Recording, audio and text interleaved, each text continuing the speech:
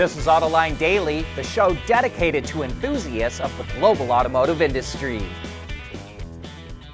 As a result of Trump's tariffs, Audi is looking at building cars in the U.S. at 3 different assembly plants, according to a report from the German publication Automobile Woche. It's considering making the Q4 e-tron at VW's plant in Chattanooga, Tennessee, because it's pretty much the Audi version of the ID.4, which is already made at that plant. The Q8 e-tron could end up getting made at the new Scout plant in Columbia, South Carolina, and Audi is reportedly looking for yet another facility, but there isn't much else out there. It could try to get into Rivian's new plant that's being built near Atlanta, Georgia, but that's not scheduled to open until 2028, or maybe it could even turn to Foxconn's plant in Lordstown, Ohio. Ford reported its first quarter earnings, and the numbers were weak all across the board. It sold 971,000 vehicles, down 7%. That brought in $40.7 billion in revenue, down 5%. Operating income was $319 million, almost $1 billion less than last year, and its net income was $471 million. Ford barely made any money on its ICE vehicles, only $100 million, and it lost $800 million on its EVs, which was one of the few areas of improvement, considering that a year ago Ford lost $1.6 billion on its EVs. Virtually all the profit came from the company's commercial vehicle unit Ford Pro and from Ford Credit, which is its finance arm. Ford says that President Trump's tariffs will add $2.5 billion to its cost this year and will shave $1.5 billion off its EBIT. Investors didn't like the news, and the company's stock was 2% lower in early market trading.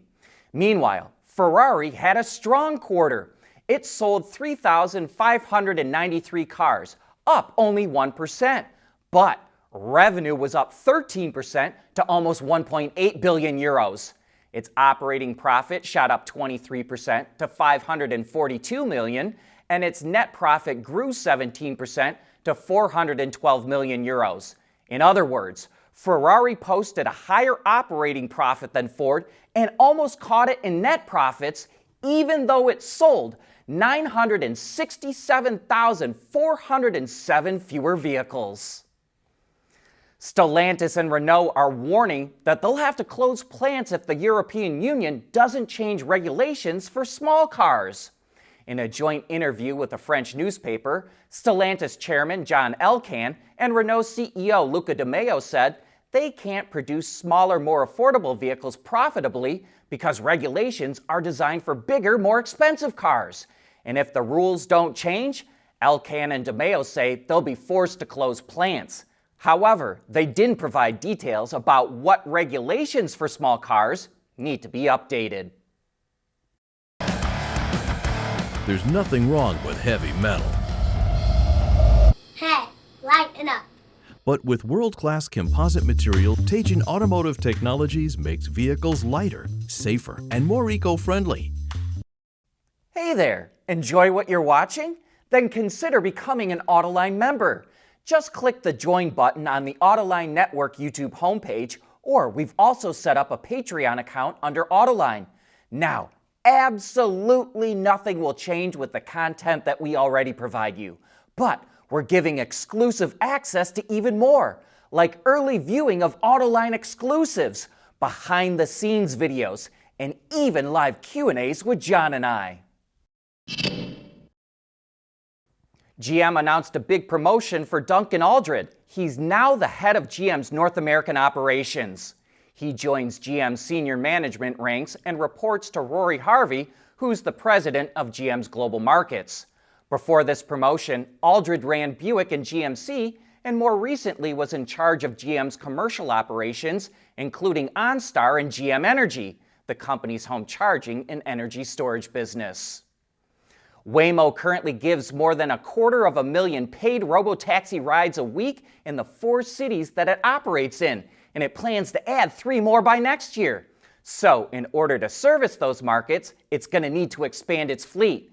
And that's why Waymo partnered with the supplier Magna to build a multi-million-dollar plant in Arizona to upfit vehicles with its autonomous hardware and software system, or what it calls Waymo Driver. As these pictures show, the first vehicles coming out of the facility will be Jaguar I-Paces. Waymo says it took its final I-Pace deliveries from Jaguar earlier this year and will be able to add 2,000 more to its fleet, which currently stands at about 1,500 vehicles. But it also says it will start upfitting the Zeekr RT at the plant this year, and at full capacity, it can make tens of thousands of robotaxis a year. Waymo previously announced a partnership with Hyundai to convert Ioniq 5s into robotaxis as well, but no word yet if they'll be made at this new Arizona facility. And one thing we find especially interesting about the new facility is the end-of-line validation process, which allows I-Paces assigned to its Arizona fleet to drive right out of the plant and directly into service. But we also wonder if tariffs could impact Waymo's plans. It likely didn't pay any import tariffs on the I-Paces because it took its final delivery earlier this year. But the Zeekr RT is made in China, so bringing them to the US will cost more money. Rivian is investing $120 million to open a supplier park near its plant in Illinois to help support production of its upcoming R2 model that starts rolling down the line next year. Rivian says several key suppliers will locate to the park, which will create several hundred additional supplier jobs and nearly 100 new positions at Rivian. It will also help reduce shipping, logistics, and warehousing costs. Construction of the park has already started, and it's expected to be completed next year. And some of those supplier parts and components are likely featured in this picture that R.J. Scarin shared of the R2's new EV drive unit that Rivian calls Maximus. Stellantis needs to cut costs, and there's speculation it could axe some of its 14 brands. And one of those brands that's on the hot seat is Alfa Romeo, since it doesn't have much of a presence outside of Europe. But maybe this will help save it from the chopping block.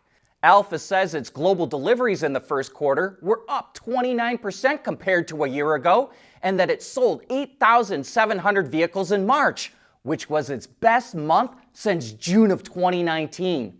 That growth is being fueled by its new Junior model. Since its launch, Alfa has received 35,000 orders, with the fully electric version accounting for 18% of those sales. And speaking of Stellantis, Jeep revealed the all-new Compass. It now rides on the Stella Medium platform, and that has bumped its size up over the previous model. But it also allows for mild hybrid, plug-in hybrid, and pure electric powertrains. The 48-volt mild hybrid setup produces 145 horsepower, while the plug-in makes 195. And there's 3 BEV versions that range from 213 up to 375 horsepower. No battery size was given, but EVs will have up to 650 kilometers or just over 400 miles of range and can charge from 20 to 80% in 30 minutes at a peak rate of 160 kilowatts. Base versions of the new Compass are front-wheel drive, but there will be the option for all-wheel drive as well. Other highlights include a 16-inch center floating display screen, OTA updates, and Level 2 hands-free driving capability. Jeep says orders are open now in Europe and deliveries start in the fourth quarter of this year, but no word when it will launch in other markets yet. And that brings us to the end of today's show. Thanks for making Autoline a part of your day.